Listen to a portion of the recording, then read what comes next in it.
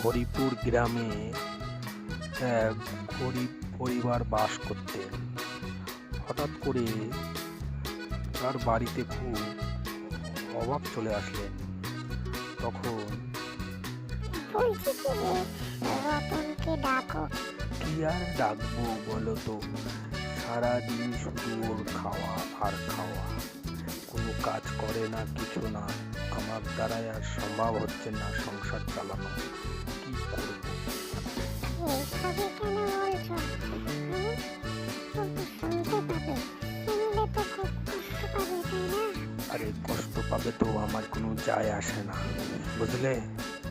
আমি অন্ধ বলে আমায় নিয়ে এত কথা, তাই তো বাচ্চা রতন, আমি আর পারছি না তোকে রাখতে। দাদা, তুমি এভাবে বলো না আমাকে। তখন রতন হাঁটতে হাঁটতে বাড়ির বাইরের দিকে যেতে লাগলো আর চিন্তা করলেন। তখন সামনে একটা চাষি দাঁড়িয়েছিলেন।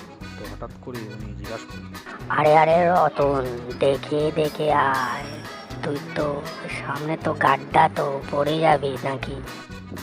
আর আমি অন্ধ বলে কি এটা না যে আমি গাড্ডায় পড়ে যাব, ঠিক আছে? ওটা আমার ঠিক সার আছে, বুঝতে পারলে তো?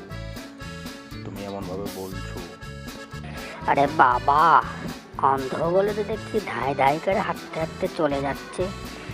বাবা, কি অবস্থা!